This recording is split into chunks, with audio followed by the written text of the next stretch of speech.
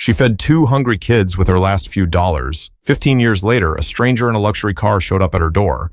What happened next will leave you speechless. The low growl of an engine broke the calm on Evergreen Drive.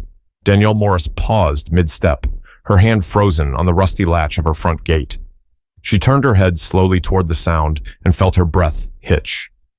A sleek black car, long, polished, and so glossy it mirrored the July sun, rolled to a stop right in front of her modest one-story house.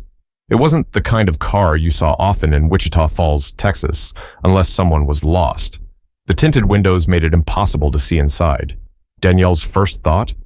Wrong address. Must be. She wiped her hands on her faded jeans, smearing a streak of dish soap across the thigh. Her heart thudded in her ears like a loose drum. The car door clicked open, and out stepped a man in a charcoal gray suit that probably cost more than her annual paycheck. His shoes gleamed like glass. He adjusted his jacket, turned, and locked eyes with her. For a split second, she thought maybe he was a lawyer, someone here with bad news, or worse, a debt collector. Danielle's stomach clenched. She didn't owe much, but the stack of bills on her kitchen table told a different story about how tight things had been lately. Mrs. Morris? His voice was calm, almost gentle, but deep enough to carry across the yard. Danielle blinked, gripping the gate like it could anchor her to something familiar. Yeah, that's me. Do I know you? The man smiled, not the smug grin she expected, but something warm, nostalgic even. He took a slow step toward her, and for a moment, Danielle felt like the earth tilted under her feet. There was something about his eyes, dark, steady, searching. Something that made a whisper stir in the back of her mind. I've seen those eyes before. You probably don't remember me, he said, his voice dropping to something softer, almost reverent. But I've been waiting a long time to see you again.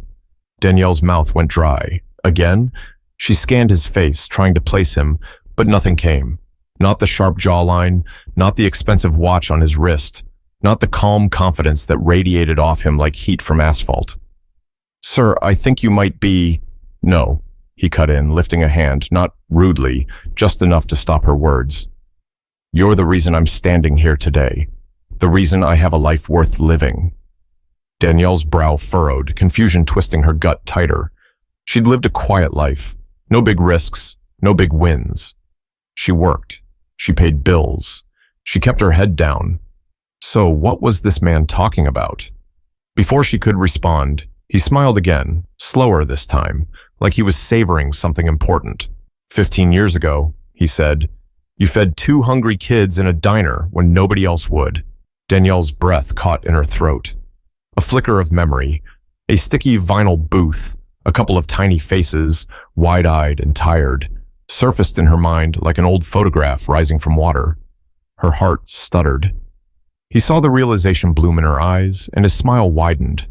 Not flashy, but full of gratitude that felt almost overwhelming.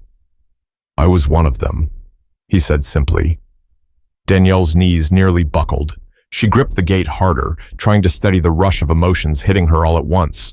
Shock, disbelief, a strange sense of familiarity wrapping around her like a warm coat she hadn't worn in years. She swallowed hard. You were that little boy. His nod was slow, deliberate. And then, just as she opened her mouth to speak again, he gestured toward the car parked at the curb. I didn't come here just to thank you, he said. I came here because I owe you more than you can imagine. Danielle's pulse spiked. She glanced at the car, then back at the man. Her lips parted, but no sound came out. Her world, so steady and predictable a moment ago, suddenly tilted on its axis. But how could one act of kindness 15 years ago bring this man to her doorstep with a car like that? 15 years earlier, the world looked different to Danielle Morris. Back then, life was a blur of clinking dishes, ringing phones, and the sharp scent of fryer oil that never quite left her hair, no matter how many times she washed it. The Bluebird Diner sat on the corner of 8th and Main in Topeka, Kansas. A squat little building with chipped blue paint and a neon sign that flickered whenever the wind blew too hard. Danielle had been working there since she was 19. It wasn't glamorous, but it was honest work. She knew the regulars by name, how they took their coffee, and which ones would try to sneak out without paying if she didn't keep an eye on them. That night had been slow. The dinner crowd was long gone, and the hum of the old ceiling fan was the only sound filling the empty booths. Danielle wiped down the counter, humming quietly to herself, when the door creaked open and a gust of cool evening air slipped inside. She looked up, ready to paste on her usual smile, and froze. Two kids stood just inside the door, a boy and a girl, maybe 8 and 6, tops. Their clothes hung loose, faded and worn, like they'd been washed too many times and still couldn't shake the dirt. The boy's sneakers were ripped along the seams, and the little girl clutched his hand so tight her knuckles had gone white. Danielle's heart gave a little tug. Kids that age had no business being out this late without an adult. "Hi there," she called softly, setting the rag down. "You two lost?" The boy shook his head, eyes darting toward the booths. He didn't answer right away. Instead, he guided his sister to the far corner, where they slid into a seat like shadows trying not to be noticed. Danielle frowned. Something about the way they moved, quiet, careful, told her they weren't here by accident. She picked up 2 menus and walked over, her sneakers squeaking against the linoleum. "Evening, sweethearts," she said, keeping her tone light. "Kitchen's still open. You want something to eat?" The little girl peeked up from behind her brother's arm, big brown eyes filled with something Danielle couldn't quite name. Not fear, not exactly, more like hope mixed with shame. The boy shook his head again, voice barely above a whisper. "Just water, please." Water, that was all. Danielle's chest tightened. "You sure?" she asked, glancing at their thin faces. "Got pancakes, burgers, pie, anything you like." He hesitated, then looked away. "We don't have money." The way he said it, flat, matter-of-fact, made her throat ache. Danielle stood there for a second, menus dangling at her side, and felt something inside her twist. She thought about the $10 bill folded in her apron pocket, the one she'd been saving for gas to get home. She thought about her own childhood, about nights when she'd gone to bed with her stomach growling because her mama couldn't stretch a dollar far enough. Danielle crouched, so she was eye level with them. "What's your name, sweetheart?" "Caleb," he said after a pause. "This is Hannah." "Well, Caleb and Hannah," Danielle said softly, "I think I can bend the rules tonight." The little girl's eyes widened. "You can?" Danielle smiled. "Sure can. How about some grilled cheese and fries? Maybe a slice of pie to share?" Hannah looked at her brother, silent, as if asking permission. Caleb bit his lip, then nodded once. "Okay," he murmured. Danielle rose to her feet, forcing her voice to stay cheerful even though her heart felt heavy. "Coming right up." She headed for the kitchen, ignoring the sting in her eyes. She'd pay for it herself. What was $10 anyway? Gas could wait. Those kids needed food more than she needed a full tank. As the cook slapped bread on the griddle, Danielle glanced over her shoulder at the corner booth. Caleb sat stiff, shoulders squared like he was carrying a weight no child should bear. Hannah leaned against him, tiny and tired, her eyelids drooping. Danielle didn't know their story. She didn't ask. All she knew was they were hungry, and she could fix that, at least for tonight. But she didn't know that single choice would ripple through years she hadn't even lived yet. Danielle balanced the tray in her hands as she walked back to the booth, the warm scent of grilled cheese and golden fries drifting through the air. 2 tall glasses of milk sweated on the tray, alongside a slice of cherry pie, crowned with a dollop of whipped cream. When she set the plates down, Hannah's eyes lit up like a spark in the dark. Caleb straightened, his face tense, like he was torn between relief and guilt. Danielle kept her voice soft. "Eat before it gets cold." For a moment, neither of them moved. Then Hannah reached for a fry, tentative as a deer sniffing the air. She bit into it, and the tiniest smile tugged at her lips. Caleb watched her, then finally picked up half of the grilled cheese. Danielle slid into the booth across from them without asking. She knew better than to hover like a waitress expecting payment. These kids didn't owe her a thing. Caleb chewed slowly, his eyes darting to her and then away. Danielle waited, giving him space. When he finally spoke, his voice cracked like old wood. You didn't have to do this." Danielle shrugged lightly, propping her chin on her hand. "Sure I did. You two walked in hungry. What kind of person would I be if I let you leave that way?" His jaw tightened, and he stared at the plate like the answers were hidden in the crumbs. "People do it all the time." That landed heavy. Danielle felt it settle in her chest like a stone. She took a slow breath, watching Hannah nibble at the sandwich like it might disappear if she didn't eat fast enough. "Not tonight," Danielle said gently. "Not on my watch." Caleb's eyes flicked up then, sharp and guarded. "Why?" The question hung between them. Danielle thought about it for a beat, then gave the only answer that felt right. "Because somebody once did the same for me," she said, "and it mattered." Caleb blinked like he didn't know what to do with that. He looked at his sister, then back at Danielle, suspicion slowly giving way to something else, something softer. Hannah swallowed the last bite of her sandwich and whispered, "Thank you." Those two words nearly broke Danielle's heart. They were quiet, but they carried so much weight, like the little girl had never had much reason to say them before. Danielle reached across the table and brushed a crumb off Hannah's cheek. "You're welcome, sweet pea." Caleb didn't thank her, not yet, but his eyes said enough. As they ate, Danielle asked the small questions, nothing that would scare them off. "You two live close by?" Caleb shook his head. "Just around." "You got someone waiting for you?" "No." The word was clipped, final. Danielle swallowed hard, biting back more questions. She didn't want to push. Still, the thought of these kids out there, alone, made her stomach twist. "You sure you're okay out there?" She tried again. Caleb's jaw set like stone. "We're fine." Danielle let it go. For now.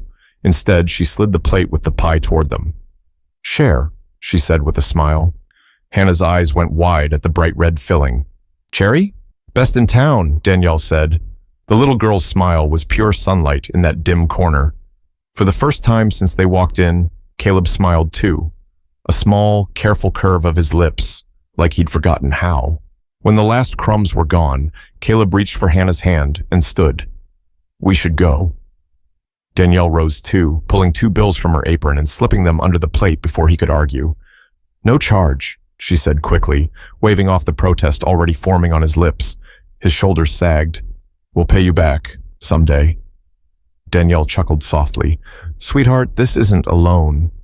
But he just nodded once, solemn as a judge, like he was making a promise he meant to keep. Then he took Hannah's hand and led her toward the door. She glanced back and waved with her tiny fingers before the glass door swung shut behind them. Danielle stood there for a long time after, staring at the spot where they'd been. She didn't know their last name, didn't know where they were headed.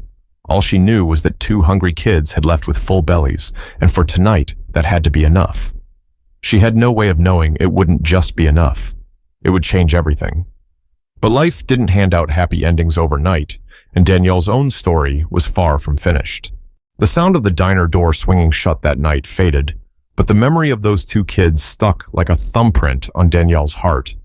For a while, she found herself glancing toward that corner booth during her shifts, half hoping, half dreading she'd see them again. She never did. Days bled into weeks, weeks into years. Danielle turned 30, then 35, then 40. Life didn't get easier, but it didn't get worse either. It just, kept going. She stayed in Topeka for a while, working that same diner until the day it closed down for good. The owner had tears in his eyes when he told the staff. Chain restaurants had eaten up all the little places like theirs.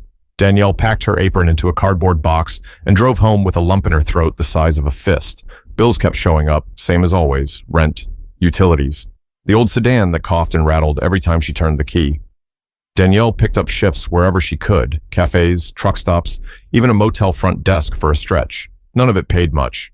There were nights she sat at her kitchen table staring at a $1 bill, wondering how far she could stretch it. But Danielle was nothing if not stubborn. She never quit, never called it unfair. Life didn't owe her anything. That's what her mama used to say, and she believed it. She learned to make a dollar scream before it left her wallet. She patched her shoes with glue, wore thrift store jeans until they frayed at the knees, and told herself it was fine. She wasn't bitter. If anything, she tried to find small pieces of joy wherever they fit.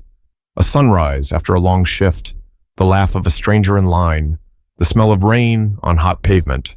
Danielle didn't expect more, but deep down, on the nights when the house creaked and silence pressed in heavy, she wondered what happened to those 2 kids. Did they find a home? Did anyone love them enough to keep them safe? Or did life chew them up and spit them out like it did so many others. Sometimes, when she let herself think about it too long, a knot formed in her chest. Because part of her knew, if they'd asked, if they'd stayed, she would have done anything to keep them safe. Anything. 15 years. That's how long it had been. 15 birthdays, 15 Christmas mornings, 15 years of clocking in and clocking out, scraping by, living quiet. And then, that car showed up. It was a blistering summer afternoon, heat waves shimmering on the pavement. Danielle had just come in from hanging laundry when she heard it, the slow, smooth purr of an engine outside. Not the sound of a beat-up sedan or a rusty pickup like the neighbors drove. No, this was something different. At first, she thought maybe someone had taken a wrong turn off the highway. Fancy cars didn't belong on her street, not on Evergreen Drive, where chain-link fences sagged and kids played basketball with hoops made from milk crates. Danielle stepped onto the porch, wiping sweat from her brow, and that's when she saw it. A car so shiny it looked like it had been dipped in ink. Black rims, tinted windows. It rolled to a stop at the curb like a panther crouching in tall grass. For a heartbeat, Danielle just stared, her breath snagging in her throat. People like her didn't get visitors like that. The door swung open and a man stepped out. Tall, broad shoulders, a suit that fit like it was tailored by angels. He turned, and when his gaze locked on hers, something inside Danielle shifted. There was recognition in his eyes, not just a stranger's polite smile, something deeper. Danielle felt her pulse trip over itself as he closed the car door and started walking toward her. But what could a man like that possibly want with a woman like her? The man stopped at the edge of her walkway, his shoes crunching on the gravel. Up close, he looked even sharper. Everything about him screamed success. The kind of success Danielle had only ever seen on TV. His cufflinks glinted in the sunlight. His tie was the color of midnight. Danielle gripped the porch railing to keep her hands from shaking. "Mrs. Morris?" His voice was steady, warm, but there was something heavy behind it. Like he'd been carrying this moment for a long time. She nodded slowly, trying to find her voice. "That's me." He smiled faintly, and for a second, something about that smile tugged at a thread deep in her memory, but her mind couldn't quite pull it loose.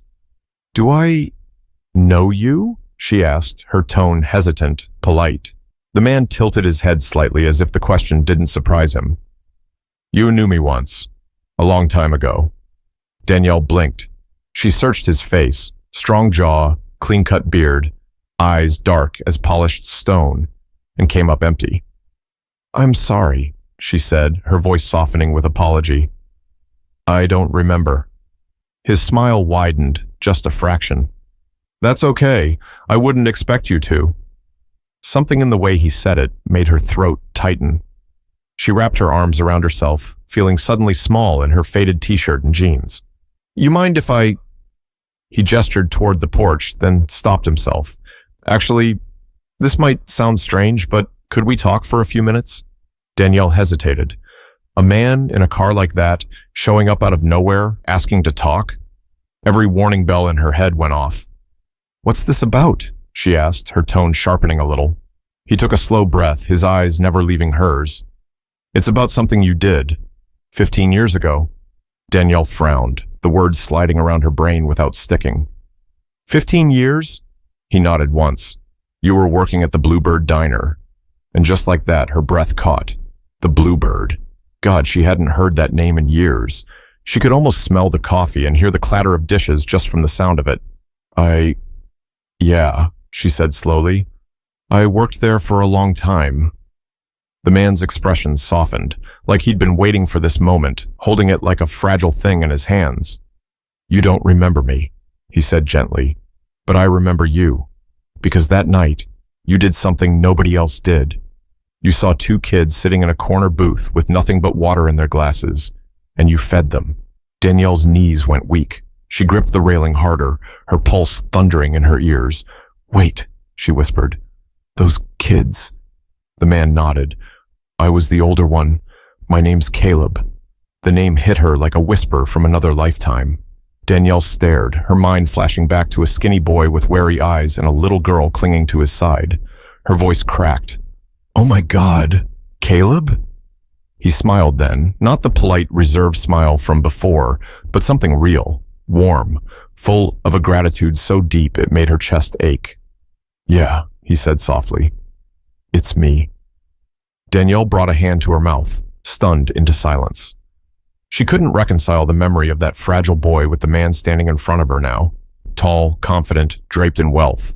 I don't even know what to say," she murmured. "You don't have to say anything," Caleb replied, "because I didn't come here for words." Danielle blinked, her heart stuttering. "Then why are you here?" He took a step closer, lowering his voice like he was sharing a secret. "Because I owe you everything," he said, "and I've spent 15 years waiting for the chance to show you what that means." Danielle stared, her mind spinning so fast it hurt. But what could she possibly have done back then to deserve something like this now? Caleb stepped onto the porch, moving with the same quiet confidence that had rattled Danielle the moment he got out of that car.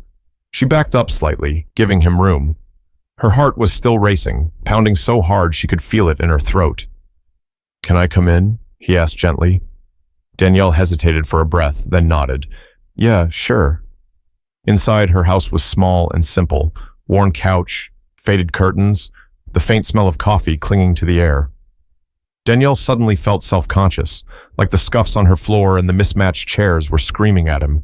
But Caleb didn't seem to notice. He lowered himself into the old armchair like it was a throne. Danielle sat across from him, her hands clasped so tight her knuckles went white. "So, talk to me. What's going on?" Caleb leaned forward, resting his elbows on his knees. "I've been looking for you for years," he said quietly. "I didn't know your last name at first.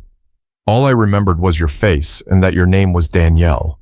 I searched every way I could, and when I finally found you," he smiled faintly, "I knew I had to come in person." Danielle shook her head slowly, still trying to catch up.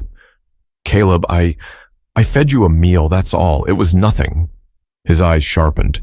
"No, it was everything." Danielle blinked.